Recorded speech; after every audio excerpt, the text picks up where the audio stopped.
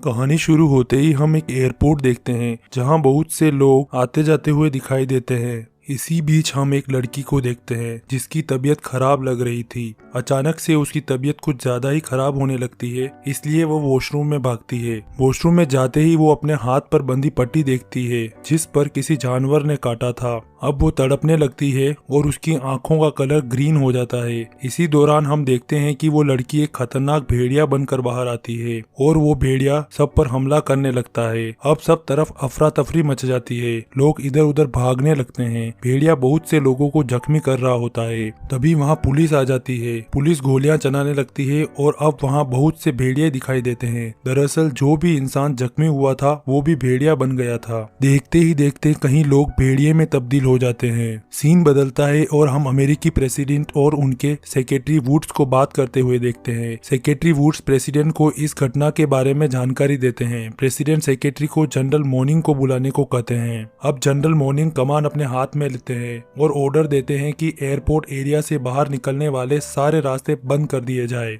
दूसरी तरफ हम फैल्कन को हालात का मुआयना करने के लिए नीचे भेजते हैं। कैप्टन फैल्कन एयरपोर्ट पर जाकर वहां बेहोशी की गैस छोड़ देते हैं जिसे सभी भेड़िए बेहोश होकर इंसानों में बदल जाते हैं। अब उन सब लोगों को मिलिट्री क्वारंटाइन वार्ड में ले जाया जाता है जहां एक आदमी भागने की कोशिश करता है लेकिन यूएस आर्मी उसे घेर लेती है। हार्ट बीट बढ़ने से वो आदमी भेड़िए में बदल जाता है, इसलिए कैप्टन फैल्कन उस पर इंजेक्शन मारकर उसे बेहोश कर देते हैं। इन सब लोगों की बॉडी में माइक्रोचिप लगाई जाती है ताकि भागने पर इन्हें पकड़ा जा सके। तभी हम उस लड़की को देखते हैं जो सबसे पहले भेड़िया बने। मेजर को बताती है कि वो एक वाइल्ड लाइफ फोटोग्राफर है। वो बताने वाली होती है कि एयरपोर्ट पर आने से पहले उसे एक भेड़िया ने काटा था, पर तबीयत खराब होने से उसे नींद आ जाती है और वो पूरी बात बिना बताए ही सो जाती है। मेजर हॉफमैन अब जनरल मोर्निंग से मिलते हैं और बताते हैं कि हमें इन लोगों को शांत रखने में ही भलाई है। जनरल मोर्निंग कहते हैं कि मुझे क्या करना है और क्या नहीं ये तुम मत सिखाओ। जनरल मोर्निंग के दिमाग में कुछ और चल रहा होता है। तभी किसी के चिल्लाने की आवाज आती है और हॉफमैन नीचे भागता है। वो देखते हैं कि कोई भेड़िया बनकर किसी इंसान को खींच कर ले गया है। वो खून के निशानों के पीछे पीछे जाते हैं। तभी भेड़िया उन जवानों में से एक पर हमला कर देता है और उसे मार देता है। ये देख हॉफमैन के साथ आए कर्नल फैल्कन उस पर इंजेक्शन मारकर उसे बेहोश कर देते हैं। अब जनरल मोर्निंग और कर्नल फैल्कन मिलकर उस आदमी को और एक दूसरे आदमी जो कि वहां से भागने की कोशिश कर रहा था दोनों पर एक्सपेरिमेंट करते हैं। एक्सपेरिमेंट में उन्हें दोनों को आपस में लड़ाकर ये देखा जाता है कि भेड़िया बनने के बाद ये कितने खतरनाक हो सकते हैं। अब उन्हें उकसाने का इंजेक्शन लगाकर भेड़िया बनाकर लड़वाया जाता है। एक भेड़िया दूसरे को मार देता है और कांच तोड़कर बाहर आने लगता है। फैल्कन इंजेक्शन मारकर उसे बेहोश कर देता है। अब यहीं पर हमें ये पता चलता है कि जनरल मोर्निंग के दिमाग में क्या चल रहा था। जनरल मोर्निंग इन लोगों का इस्तेमाल युद्ध में करना चाहते थे। अब वो फैल्कन को कहकर उस इंसान को गोली मरवा देते हैं। आगे हम एक लेडी डॉक्टर को देखते हैं जिसका नाम एलन जॉर्डन होता है। वो जनरल मोर्निंग को बताती है कि जब भी कोई भेड़िया किसी को काटता है तो यह वायरस खून की वजह से नहीं बल्कि थूक के कारण फैल रहा है और पेशेंट जीरो यानी कि सबसे पहले संक्रमित इंसान मिलने पर इसका इलाज खोजा जा सकता है। तभी मेजर हॉफमैन आ जाते हैं और जनरल से एयरपोर्ट पर जाकर जांच करने की बात करते हैं। इसी समय डॉक्टर एलन उन्हें कहती है कि एयरपोर्ट पर सिक्योरिटी फुटेज में देखकर पता करने की कोशिश करें कि किसी इंसान के बर्ताव में बदलाव था या नहीं। मेजर हॉफमैन वहां से चले जाते हैं और उनके जाने के बाद जनरल मोर्निंग कर्नल फैल्कन को मेजर हॉफमैन को मरवाने और डॉक्टर एलन पर नजर रखने के लिए कहते हैं। दूसरी तरफ अब हॉफमैन को एयरपोर्ट पर देखते हैं जहां वो कस्टम अधिकारी मैक्स स्टीवन से मिलते हैं जो मेजर को सबसे पहले इन्फेक्ट हुए डोना का कैमरा बताते हैं।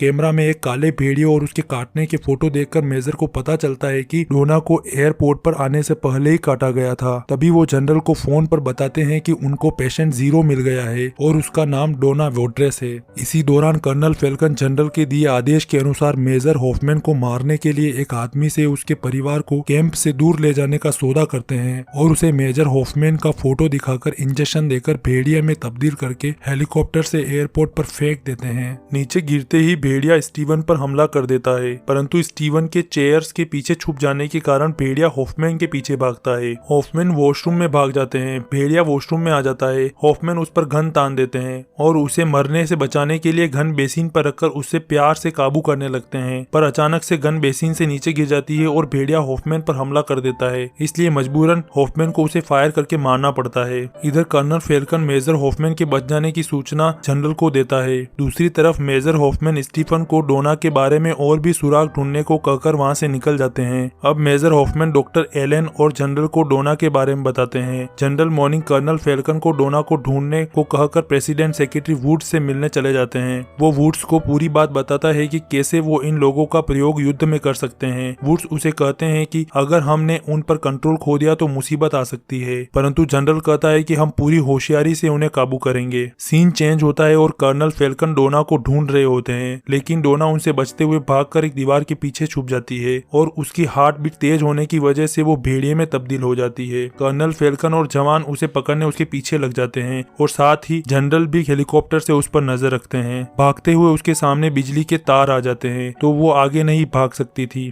तभी जनरल उस पर झाल डालकर उसे बेहोश कर उसे साथ ले जाते हैं। दूसरी तरफ स्टीफन डोना के बारे में और जानकारी निकाल कर हॉफमैन को देते हैं। अब general morning doctor Alan Jordan से डोना का बॉडी टेस्ट करवाकर वायरस के बारे में और भी जानकारी लेते हैं। एलन बताती है कि वायरस जल्दी असर करने लगता है और इसकी कोई एंटीबॉडी डोना के शरीर में नहीं है। इसी दौरान स्टीवन को डोना के बॉडी स्कैन सैंपल में उसके काटे हुए जगह पर दांत दिखाई देता है। एंटीबॉडी ना होने की वजह से जनरल डोना को मारने लगता है, लेकिन डॉक्टर एलन और मेजर हॉफमैन उन्हें ऐसा करने से रोकते हैं। इसी बीच वहां स्टीवन आ जाता है और बताता है कि उसे डोना के बॉडी स्कैन सैंपल से एक दांत मिला है जो कि भेड़िए का है और उसमें एंटीबॉडी हो सकती है। फिर भी जनरल डोना को मारने लगता है। तभी डॉक्टर एलन जनरल को बताती है कि हो सकता है दांत से एंटीबॉडी डोना के ब्लड में चली गई हो। डोना के मरने के बाद हमें इसका इलाज नहीं मिल पाएगा। अब जनरल मान जाता है और डोना के हाथ से वो दांत निकालने के लिए कहता है, बट जैसे ही एलन उसके हाथ पर कट लगाने वाली होती है कि डोना भेड़िए में बदल जाती है और इतना जोर से आवाज निकालती है कि सभी इन्फेक्टेड लोग भेड़िए बन जाते हैं और जवान उन्हें मारने लगते हैं। इधर डोना एक जवान पर हमला कर उसे मार देती है और जैसे ही फैल्कन उसे गोली मारने वाला होता है कि हॉफमैन उसका हाथ घुमा देता है और गोली स्टीवन को लग जाती है और वो वहीं मर जाता है। हॉफमैन कर्नल को पीट कर नीचे गिरा देता है और जनरल वहां से भाग जाता है।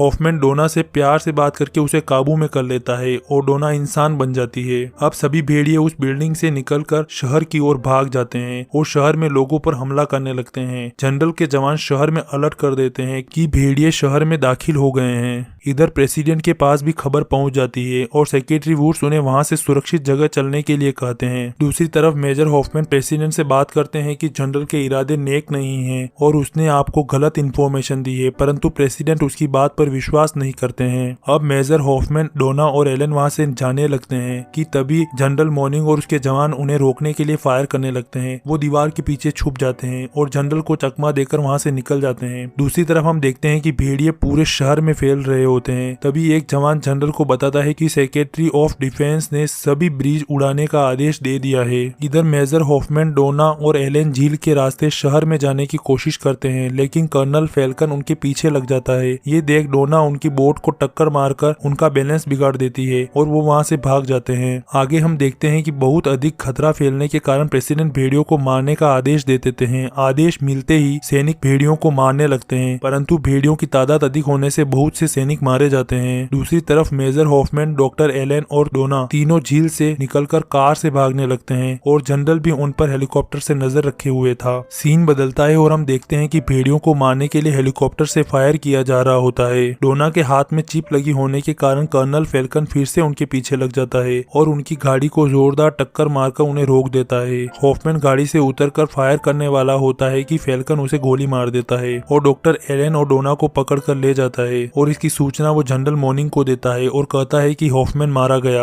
अब हम देखते हैं कि सेक्रेटरी वुड्स प्रेसिडेंट को पूरे शहर के बुरे हालात बताते हैं और उन्हें शहर को उड़ाकर वायरस को खत्म करने के लिए सजेस्ट करते हैं। मजबूरन प्रेसिडेंट को सब कुछ तबाह करने का आदेश देना पड़ता है। दूसरी तरफ हम मेजर हॉफमैन को देखते हैं। दरअसल वो जिंदा होता है, गोली उसके कंधे पर लगी थी इसलिए वो बच जाता है और अब वो वहाँ से रवाना हो जाता है। रास्ते में उसे कुछ बॉम्ब और गन्स मिलती है, वो उन्हें अपने साथ ले लेता है। सीन बदलता है और डोना और एलन जनरल के सामने होती है। जनरल मॉर्निंग डॉक्टर एलन से डोना के हाथ का दांत निकलवाता है, उससे एंटीबॉडी बनवा कर डोना पर ही टेस्ट करवाता है। इससे डोना ठीक हो जाती है। ये देख जनरल एलन से वो एंटीबॉडी अपने हाथ में ले लेता है और तभी फैल्कन एलन के सर पर मारकर उसे बेहोश। इसी बीच मेजर हॉफमैन भी उस बिल्डिंग में पहुंच जाता है जहां वो सभी होते हैं। वो वहां बॉम्ब विस्फोट करके जनरल को रूम से बाहर आने के लिए मजबूर कर देता है और जैसे ही जनरल और उसके जवान बाहर आते हैं, पीछे से मेजर डोना और एलन को बचाने पहुंच जाता है। अब वो एंटीडोट लेकर वहां से भागने लगते हैं, लेकिन जनरल मॉर्निंग उनके सामने आ जाता है और दांत मांगने लगता है। हॉफमैन दांत का झांसा देकर बॉम्ब फेंक देता है, जिससे जनरल फैल्कन मारा जाता है और बाकी के जवानों को हॉफमैन गोली मार देता है। पर जैसे ही जनरल मॉर्निंग और मेजर हॉफमैन आमने सामने होते हैं, हॉफमैन की गोलियां खत्म हो जाती है। मॉर्निंग मेजर पर गोली मारने वाला होता है कि एक भेड़िया मॉर्निंग पर हमला कर उसे घायल कर देता है। मॉर्निंग को मरा समझ मेजर हॉफमैन, डोना